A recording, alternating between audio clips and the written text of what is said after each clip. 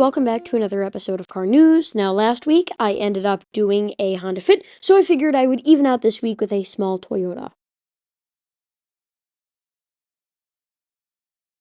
Well, just like always, it's time to talk about the Yaris again. Now, as you can probably tell from my lack of an accent, I'm American, and here the Yaris came out in 2007, but other places of the world, the original Yaris, this cheapy, plasticky, plastic front rear bumper, sort of Geo Metro era Yaris, believe it or not, came out in 1999, so pretty late. Now, during that time period of mid-90s to 2007, here in Freedom Lands, we got the Toyota Echo, which was a usual small Toyota sedan. Now, I'm not going to talk about that in this video, because that will be a later car of the week. I don't know when yet, but I will be making a dedicated video on the Echo. Now, the most famous, and in my opinion, the cutest Yaris came out with the first generation here in 2007 in the United States. There was both a lovely sedan here and a lovely hatchback.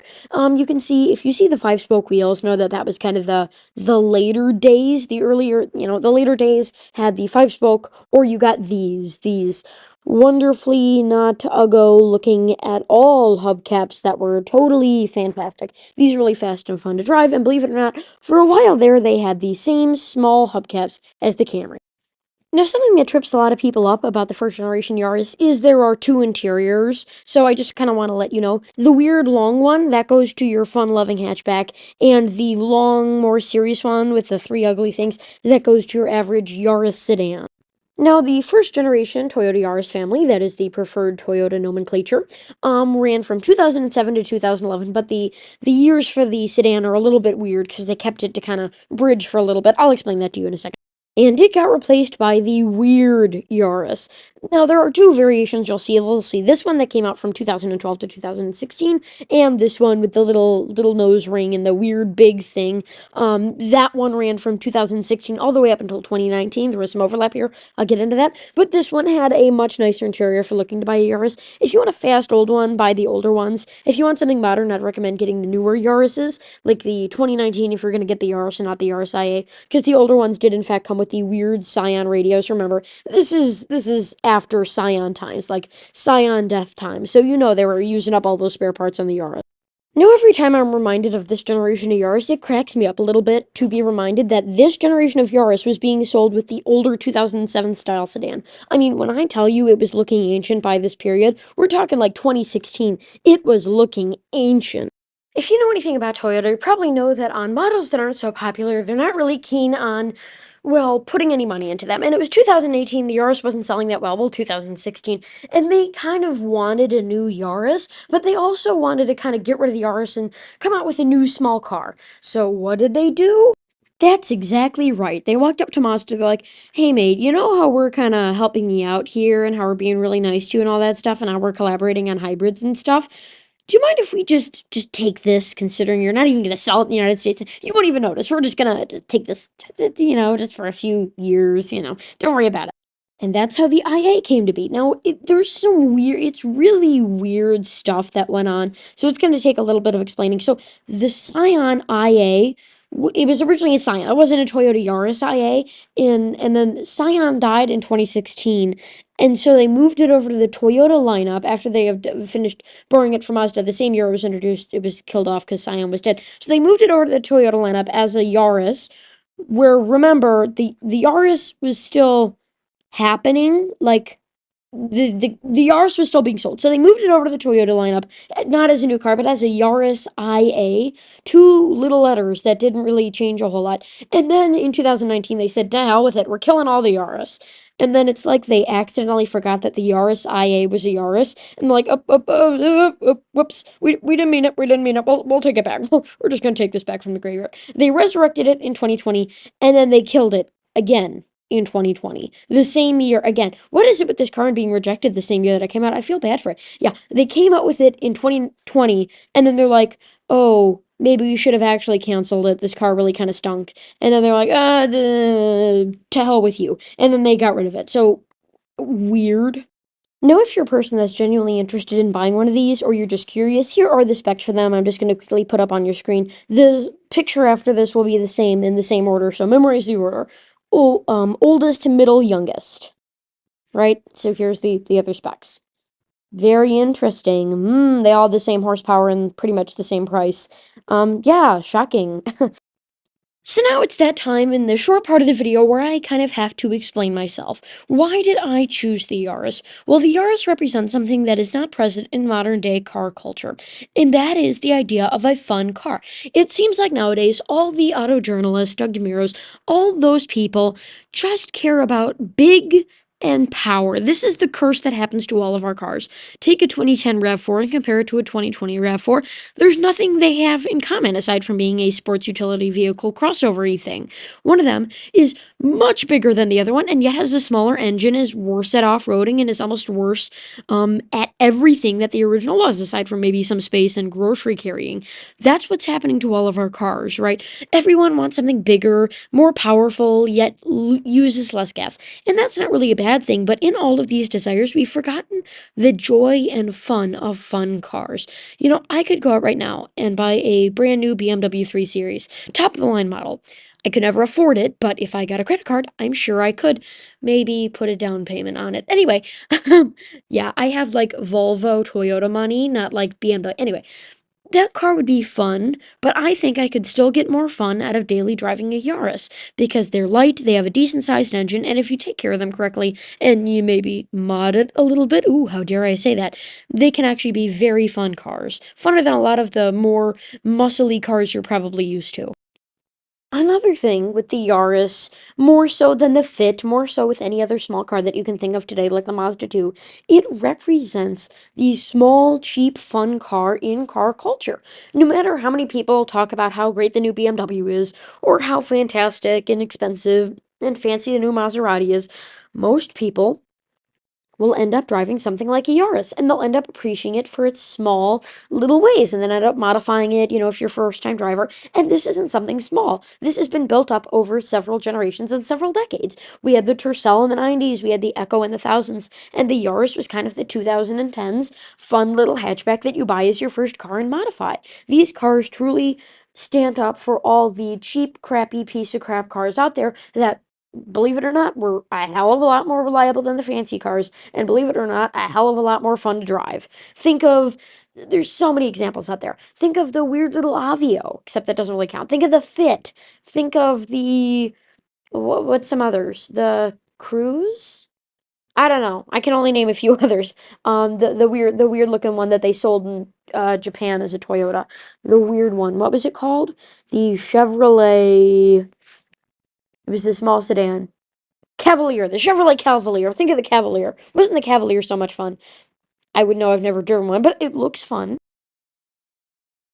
It's time for listings. It's time to look at the listings of some of these cars. This is a very clean 2009 Yaris S. If you mind the lost hubcap, I'm sure it's actually a pretty decent car. You can see it, very nice, little torn up. If you got some seat covers for it and maybe a new stereo and maybe did some fun turbo-y things to the engine, I'm sure this would be a great daily driver. Again, you can see the Yaris hatchback interior there. Moving on, we have a lovely Yaris S sedan, so you can see kind of the bottom of the barrel here. If you lifted this and you raised it, hear me out, I think it would actually be a pretty decent off-roader maybe. Hey, if you lifted the hell out of it, which is fun. Oh, look, they've already done it for you. They've already put a crappy head unit in. They've already done... Man, they've already put a crappy head unit in it for you. So, you know, they've already done the work for you. You can just buy it and drive it. Here's another one, a 2007 Yaris S, except this one has some dignity. It has all four of its hubcaps, and it's no. Don't say tan. Tan is a bad word. Tan is like, it's sacrilege in the auto industry. It's champagne.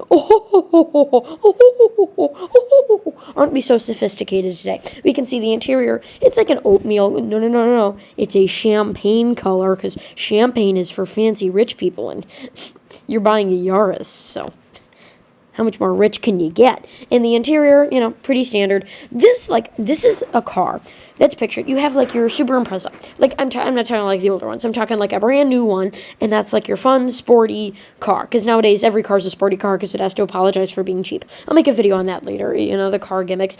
But you just need something to get to work in the ice and the snow that, is kind of fun to drive a little bit, maybe, that you don't care if not even one shopping cart, if an entire, remember when Eleanor Shallstrop in The Good Place got hit by the carts in front of that thing? If all those carts, the entire thing of carts, just came barreling into the side of your car, you wouldn't give a damn. These are the cars for that. They, own the title. Here's another roller skate, as I like to call them. It looks like a roller skate. This is a base. It's not an L, it's not an S, it's a base, and you have the radio to show for it. This is a 2014 LE hatchback, pretty normal. I don't have any of the older sedans because they're the same, and also I would just get the hatchback. I mean, the sedan's cool if you want the haha, it's an older Camry, look at me aspect to it, but other than that, they're not that much better than the things. This one's an LE, so it has some dignity, it has a trim level. You also get your single zone climate control and your standard Scion radio that probably says Scion on it still. Here's a 2017 Yaris L. You can see it has the fun, bull-like nose ring. Yeah, pretty standard, although one difference between these is the taillights. So if we look at the taillights of these two, we can see that they are different. And you want to know why these are better and these are obviously worse? Because the reverse light is on the bottom on this one, like some sort of weird French car. Meanwhile, this one has the reverse lights in it, so I'd buy an older one. But, if you want a head unit stereo screen, you can get the newer one if you really want to. Just swap out the taillights, because seriously, it gets really annoying to have that reverse light at the bottom. Yeah, here's another one. This is an L, so, still no dignity. Still got the weird Mazda hubcaps on it, even though this was, ironically, the one that was not a Mazda. And I love this generic gauge cluster that they put on it, and then just put Yaris, where something interesting was supposed to go. Believe it or not, this is also the same screen, except the screen on the other car was blue, that they put in the RAV4. I would know because I own one. Oh yeah, did I tell you about that? I didn't tell you about that. Anyway, in 2014, here's another 2014 with the stupid Scion radio.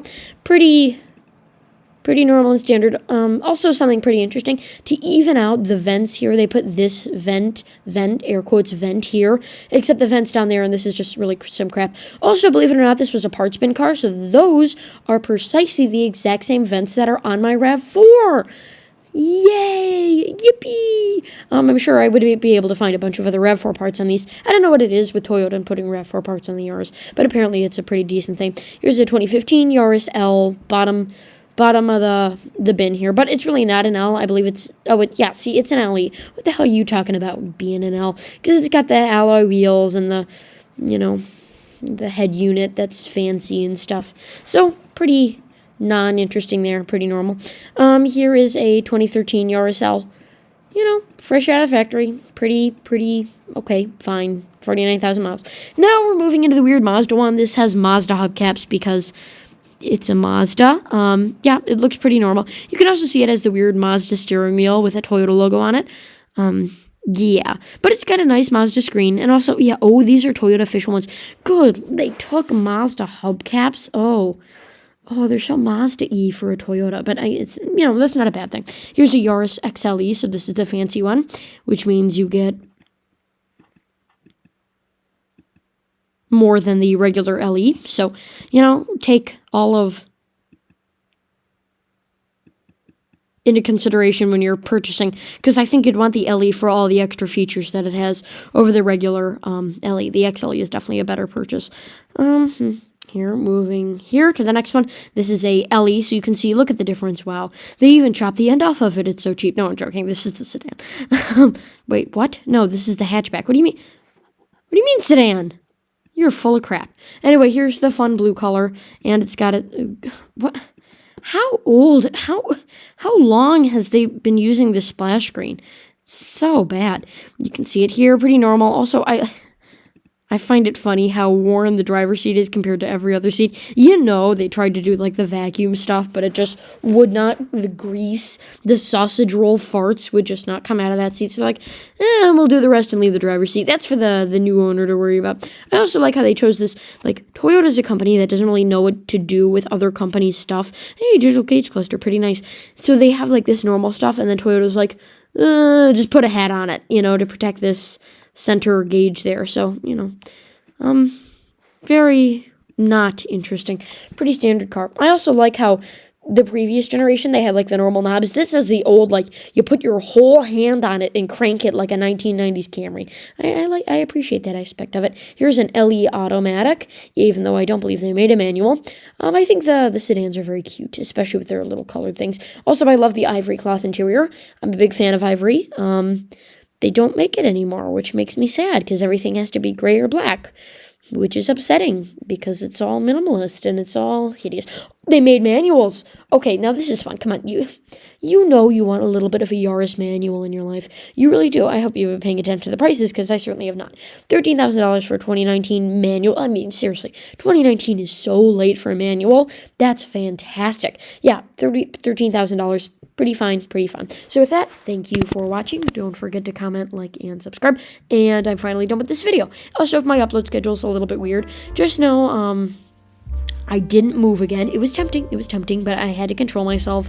I can only move 6 times a month, not 7. I've already moved 6 times this month. So, we just bought maybe 3 more cars. Anyway, see you, goodbye.